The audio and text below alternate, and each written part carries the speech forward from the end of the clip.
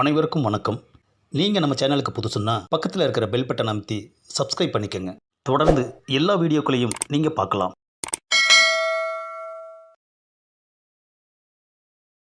என்னடா நடக்குது இங்கே? கோச்சா, புது ஆஃபர் ஒன்று வந்திருக்கு கோச்சா. என்னடா, ஒன்று வாங்கினா ஒன்று ஃப்ரீயா? அது இல்லை கோச்சா, பக்கத்தூரில் ஒரு பஞ்சாயத்து 2 நாளாக போய்கிட்டு இருக்கான். இன்னும் அவங்களால தீர்ப்பு சொல்ல முடியலையாம். நீங்கள் போய் தீர்ப்பு சொல்லிட்டா நமக்கு ஏதாவது சில லட்சங்கள் தேரும் கோச்சா. பஞ்சாயத்து எதை பற்றிடா? சொத்து பிரச்சனையா கோச்சா? நாட்டில் சொத்து பிரச்சனை தான் பெரிய பிரச்சனைன்னு நினச்சேன். ஆனால் இப்போது சொத்து பிரச்சனை பெருசாக இருக்குது. The next day. படா, ஒரு வழியா கோச்சா பஞ்சாயத்து சொல்ல வந்துட்டார். பா, எவ்வளோ கூட்டம். தம்பி, என்ன பிரச்சனைன்னு சொல்லுப்பா. ஆமாம், நீ யார்? என்னது, நான் யாரா? கோவை கோச்சா கேள்விப்பட்டிருக்கியா? அது நான் தான்.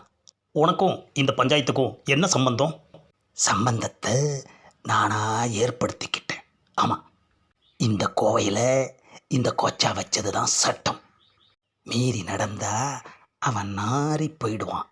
போனா போகுதேன்னு இந்த பஞ்சாயத்துக்கு நான் தீர்ப்பு சொல்ல வந்திருக்கேன். என்ன பிரச்சனைன்னு என்கிட்ட சொல்லு.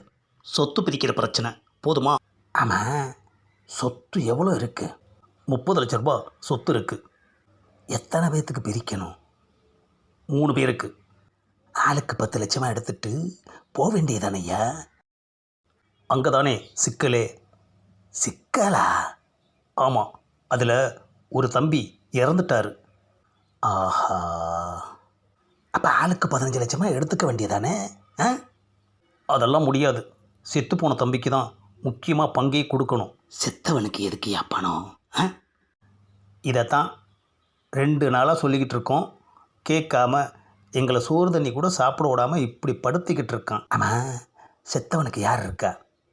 யாரும் கிடையாது. பஞ்சாயத்து புதுசாக இருக்கே. இங்கே பாருப்பா, செத்தவருக்கு முக்கியமாக பணம் கொடுக்கணும்னா அந்த 10 லட்சத்தை கோயில் உண்டியில் போட்டுருங்க. பாக்கி 20 லட்சத்தை அண்ணனும் தம்பியும் ஆளுக்கு 10 லட்சமாக பிரிச்சுக்குங்க. போதுமா? அதெல்லாம் முடியாது. வேற என்னதாயா முடியும்?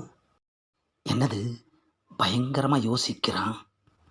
யாராவது என் தம்பியாக மாறி அந்த 10 லட்சத்தை வாங்கிக்கிட்டா இந்த பஞ்சாயத்து முடிஞ்சிடும். ஏப்பா, 2 நாளாக இதை சொல்லாமல் இன்னைக்கு சொல்கிறியேப்பா இதை. என்னது, தம்பியா மாறி 10 லட்சத்தை வாங்கிக்கணுமா? A few moments later. என்னது, இவ்வளோ நேரமாச்சு, யாருமே வரல? கொச்சா, நல்ல சான்ஸு, விட்றாதீங்க. அறிவு கட்டவனே, நான் எப்படி அவனுக்கு தம்பியாக முடியும்? நான் யாருடா? கோவை கோச்சா. 10 லட்சத்துக்கு என்ன விற்க பார்க்குறியா? வர்றத வேணான்ற, பேசாமல் தம்பி தான் சொல்லி 10 லட்சத்தை வாங்கு, அதுக்கப்புறம் பார்த்துக்குவோம் அப்படிங்கிற. ஆமாம் கோச்சா, ஆனாலும் ஏதோ இடிக்கிற மாதிரி இருக்கேடா. எவன்டா இந்த காலத்தில் 10 லட்ச ரூபா சும்மா கொடுப்பான்? அவன் பஞ்சாயத்து முன்னாடி தானே சொல்கிறான், அப்புறம் எப்படி வாக்கு மாறுவான்? தம்பி, நீ ஆசைப்பட்டதுனால உன் தம்பியாக மாறி, அதாவது செத்துப்போன உன் தம்பியாக மாறி அந்த 10 லட்ச ரூபா பங்கை இந்த கோச்சாவே வாங்கிக்கிறேன். போதுமா? அப்பாடா, ஒரு வழியாக பஞ்சாயத்து முடிஞ்சிச்சு. ஆமாம், பங்கை எப்போ பிரிப்பீங்க? வீட்டுக்கு போனதும் பிரிச்சிட வேண்டியது தான். எப்பா, 10 லட்ச ரூபா பங்கு தரேன்னு சொல்லியும் ஏன் யாருமே உன் தம்பியாக மாறலை? என் தம்பியாக மாறி 10 லட்ச ரூபா பங்கை வாங்கிக்கிட்டா என் தம்பி வாங்கி வச்சிருக்கிற 50 லட்ச ரூபா கடனை அடைக்கணுமே. என்னது, 50 லட்ச ரூபா கடனா? ஆஹா, 10 லட்ச ரூபாய்க்கு ஆசைப்பட்டு இப்போ 50 லட்ச ரூபா கொடுக்க வேண்டியதாகி போச்சேடா.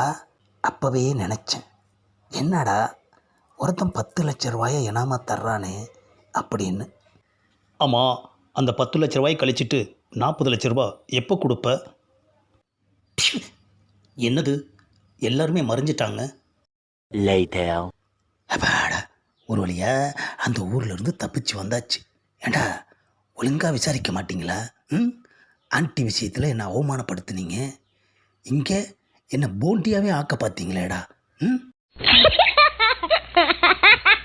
இந்த காமெடி ட்ராக்கை முழுசாக பாருங்கள்.